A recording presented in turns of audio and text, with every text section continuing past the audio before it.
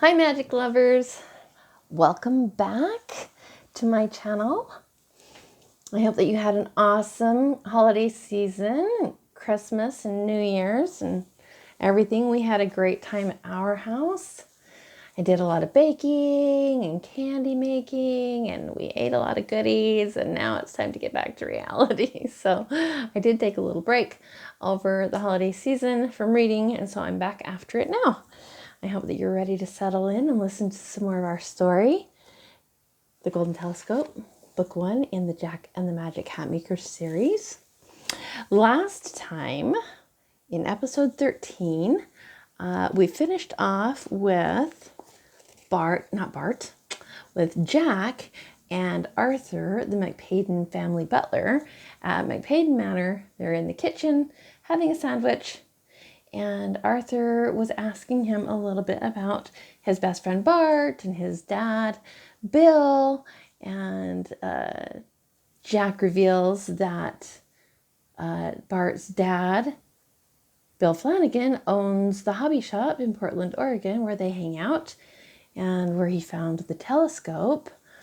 And Arthur comes to the awareness that Bill Flanagan was Jack's dad, Ross's best friend when they were kids. And so that's a pretty big reveal and something new. So anyhow, let's jump right back in with chapter 24. If you haven't listened to the story, the other chapters that I've been reading up until now, you might want to go back and do that just so that you're up to date and not lost as we go forward, because we are getting close to the end of our book. Chapter 24, Bart and Bill, Portland, Oregon, present day. Bill gently closed the ancient-looking book, then picked it up and stood, walking to the tall bookcase where he returned it. Bart stood too, pacing back and forth in front of his dad's desk. "So, you know where Jack is?" he asked. His voice squeaked a little at the end of his question, and he stopped to look in Bill's direction. "Yes, and the good news is we can trust that he is safe. Arthur Loyal is a very good person. But how he transported Jack to Ireland is a bit of a mystery. I can hardly wait to hear that story," Bill finished and walked back to where Bart was standing. "Yeah, you and me both," Bart said. "Okay, I need you to slow your roll here now, Pop. Back up, regroup. What in the world is that book? And where did you get it? And how does it even work? I mean, how do you know that that thing is a reliable source for information? How could it possibly know where Jack is and who he's with? I'm freaking out a little bit here, Dad." He was running his hands through his hair and rubbing his eyes as he spoke. "First of all, let me say that I completely understand you are way on info overload here." Bill looked down at his son calmly. "I'll try to make it as simple as I can for you." He grabbed his cup from the coffee table and walked to the corner of the room where a large stainless steel air pot was sitting on a counter with some napkins and condiments. After refilling his coffee, he walked back to the sofa and sat down. "Come and sit, and I'll try to explain," Bill said, patting the cushion next to him.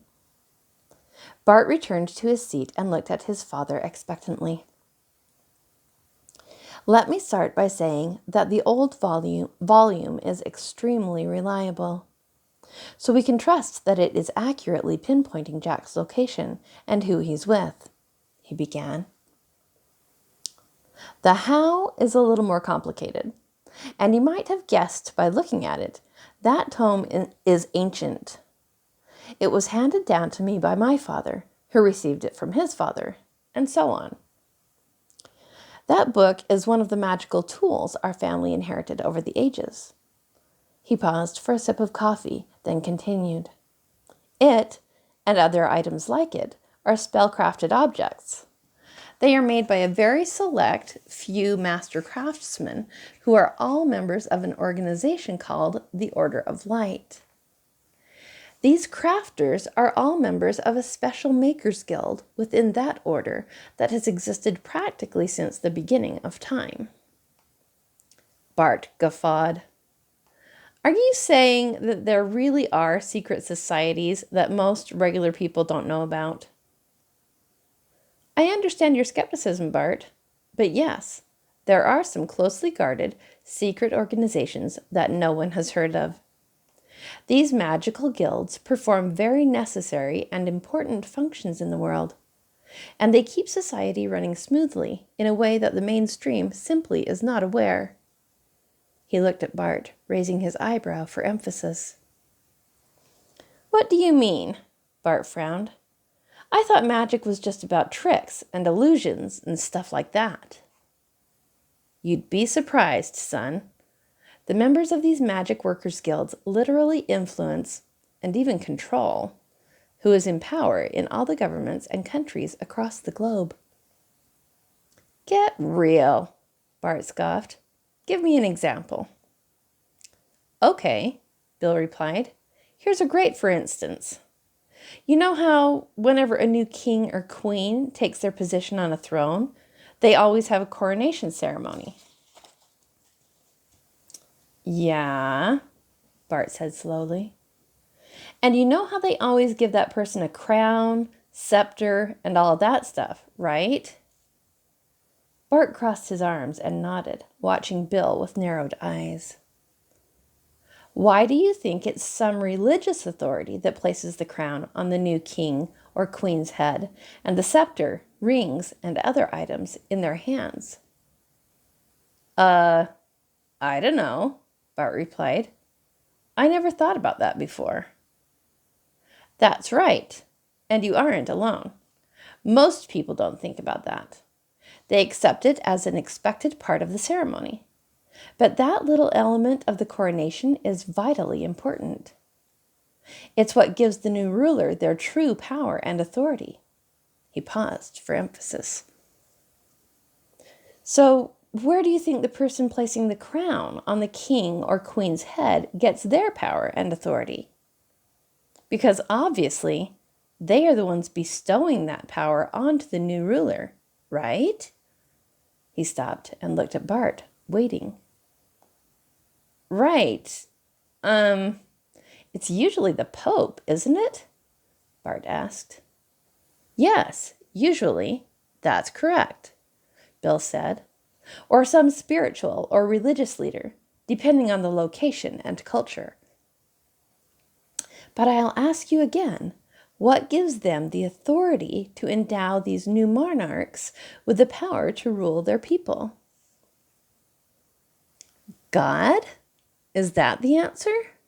Bart's eyes were so narrowed now, they appeared just as slits. You got it! Bill slapped his knee once. And now, for the bonus question. What is it about God, or any supposedly divine being, that makes them different from normal human beings? Again, Bill waited, watching his son expectantly. Well, a god can do anything they want. Stuff that doesn't stick to the laws of physics in our world. They have, supernatural abilities. Exactly! Ding, ding, ding! You win the prize. Bart smirked up at his dad, but Bill went on. And how exactly would you define supernatural abilities? Laughing now, Bart responded, Magic! Am I right? That's it. You hit the nail on the head, pal. Bill was smiling brightly now. And one last question for you to ponder. Why do they place a crown on the new monarch's head? Who is it that makes those crowns and other items and has the ability to imbue those pieces with power? Bart's gaze fell back on the bookshelf where the ancient tome hid. Magic workers.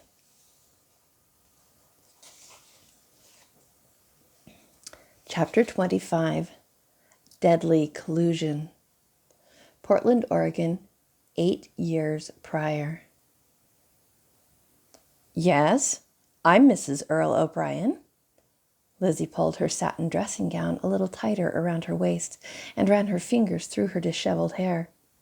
"What can I do for you, officers?" Lizzie asked the two uniformed men standing at her front door. "Yes, of course he's home. What is this about?" Earl could hear her side of the conversation from where he was nervously pacing in the bedroom down the hall. "I see. One moment, please, while I get him for you." Lizzie turned and walked down the hall to where her husband was waiting. "Earl, it's time. They're at the door," Lizzie said under her breath, with a note of trepidation in her voice. Earl stopped pacing and looked at her for a long moment before inhaling deeply, wiping his forehead, and pushing his glasses up off the end of his nose. He grabbed the forest green paisley bathrobe from its hook on the wall and pulled it on over his pajamas before turning to leave. "Wish me luck," he whispered over his shoulder as he made his way to where the policeman stood. "Mr. O'Brien, please forgive the early hour." The older man took the lead. "I'm Officer Peterson, and this is Officer Williams with Portland PD." They pulled out their badges to support their claim. "You are listed as Sergeant Roswell McPaden's emergency contact." The man stopped talking and waited for Earl's response. All of Earl's practicing didn't help much at this moment. He wasn't used to pretense. He crossed his arms defensively over his chest. "Yes, that's correct. I'm Ross's uncle. What's the problem, gentlemen? Is Ross in some kind of trouble?" "May we come in?" "You should sit down for this, sir," Officer Peterson replied, and Earl moved uncomfortably to the side and ushered them into the living room, where he motioned for them to have a seat. It was Williams who spoke next. "I'm with the medical examiner's office, Mr. O'Brien. I'm sorry to tell you there has been a terrible accident." He paused, looking at his partner, then back to Earl. "I'm deeply saddened to report that both Mr. McPaden and his wife, as well as two others with them, were killed in an automobile collision downtown this morning. You need to come with us to identify the bodies." "Oh, my lord," he choked. "Dear God, no." He glanced at the officers, and they looked back at him sadly. But though Earl appeared outwardly distraught, inside he was calm. He knew this was his role alone to play. "Please allow me to dress, and may we follow you in our vehicle?" he asked, looking to where his wife stood anxiously waiting. "Yes, absolutely. That will be fine," the policeman replied. "We'll wait for you in the patrol car," he said, and they got up to leave. "Oh, wait a minute," Earl quickly added, the all-important question. "What about their children? Do they know yet?" He gazed questioningly at the men. The officers looked at one another, surprised. Then Peterson spoke. "No, you're our first contact about this. It might be best coming from you. Are you close?" He looked at Earl expectantly. "Yes, we see their 3 children frequently. Thank goodness they weren't with their parents," he began. "But where are they now?" he asked, then answered his own question. "Probably at home with a sitter." "Oh my gosh, those poor kids." Legacy Good Samaritan Hospital, Portland, Oregon. "Thank you again for coming down to identify the bodies. That must have been a very difficult thing to do," Officer Peterson said. They were walking together down the stark, wide hospital hallway on their way to the elevator that led up from the morgue. "I know you must be thinking about talking to the children, and I will let you go to do that, but there is something you need to know about this collision." He paused, and Earl and Lizzie stopped, staring at him. "We suspect this may not have been an accident." "What do you mean, it may not have been an accident?" You think they were murdered? Earl shot back at the man. He was panicking inside. Lizzie's eyes were wide, but she uttered not a word. There is a strong possibility that is the case. The policeman looked at both of them, then continued. The vehicle that hit them was a city garbage truck, and it was vacant when we arrived on the scene. So we are looking into that, he finished. Why would a city garbage truck driver deliberately run into a car full of people? Earl asked, indignant. Maybe he was just afraid of the repercussions and ran off, trying to evade arrest or prosecution, Earl offered, but Peterson only looked at him with a strange frown on his brow. Earl stuttered. Regardless, I hope you're working on tracking down that driver. He tried to sound convincing. Officer Peterson pursed his lips and nodded. His chin held high. That is the question we are asking ourselves. And I promise you, we won't stop until whoever did this is brought to justice. And that's the end of chapter 25. I think we might have enough time to read 26. I think we do. It's not super long. So I'll go ahead and read chapter 26. Bill and Bart at Flanagan's hobby shop. Portland, Oregon, present day. I think it's time we learn more about that strange telescope, don't you? Bill asked Bart, grabbing the cell phone off of his desk and heading for the stairs. Definitely, Bart replied. But what do you have in mind? He stuffed his phone into his pants pocket and followed his dad out of the office and up to the main part of the house. Stopping briefly in the kitchen to inform Mrs. Flanagan of their plans, they then headed to the side door, where Bart grabbed his jacket off the wall peg and exited to the SUV in the driveway.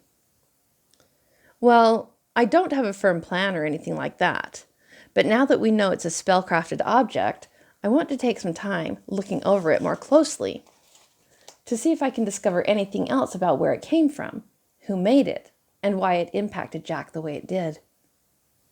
Good idea, Bart said, buckling his seatbelt. Jack and I did notice some weird-looking symbols all over it. Did you see those? He looked at his dad, curious. Honestly, the initials are what captured my attention the most. Still, those were secondary to my excitement, thinking it might belong to the old smuggler and could have some historical significance for the city of Portland. He paused, waiting for a pedestrian who was crossing the road before he continued. But now that I know about what happened to Jack when he touched it, I want to inspect it more closely. We were thinking that maybe we could search the internet to see if we could find out anything about the symbols, Bart said, gazing out the window as he spoke. Did you notice that the end of it works kind of like a camera lens? Bill nodded. Well, I noticed it had multiple parts for focusing, but I figured those must have been pretty standard on old-time telescopes. He glanced over at Bart.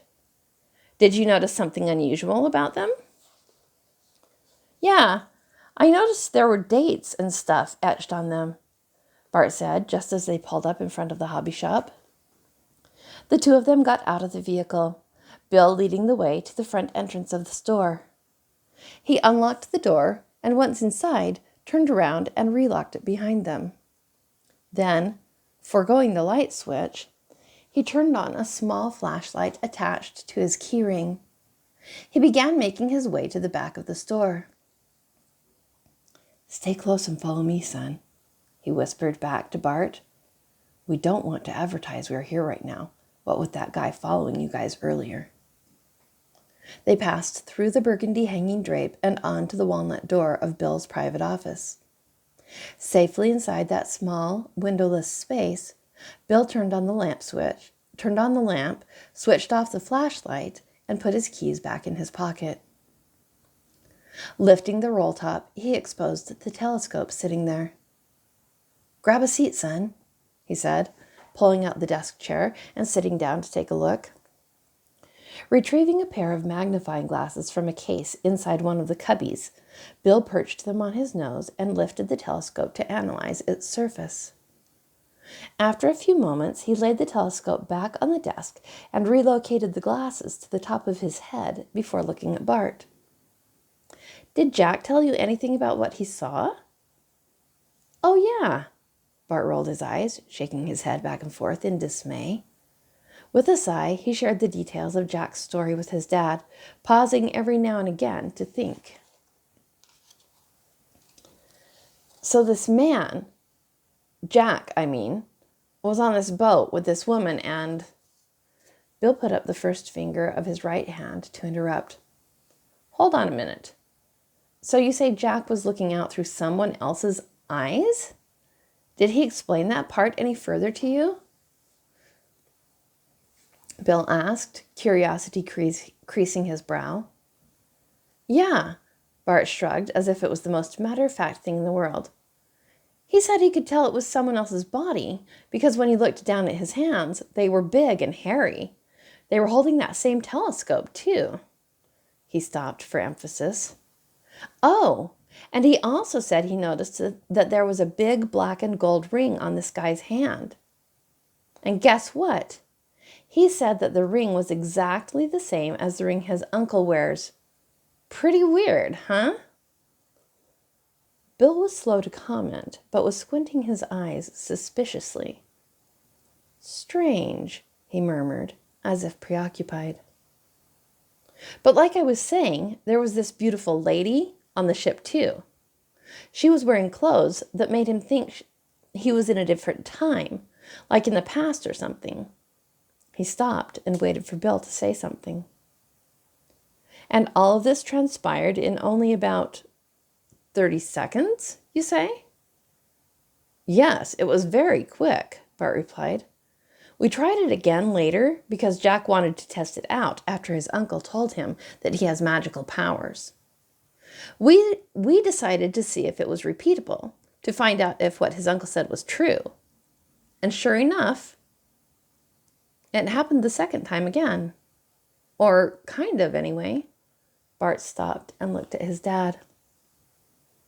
"So he had the same experience the second time?" Bart shook his head, his eyes widening. "No, Jack did have another vision. It was on the same boat, looking through the same guy's eyes, but this time he was inside, sitting behind a big desk, and that lady was there with him again. But this time, she talked directly to him." For the first time, Bill looked truly surprised. "What? She talked to Jack?" "Yeah," Bart shouted, but quickly quieted himself after a stern look from his dad.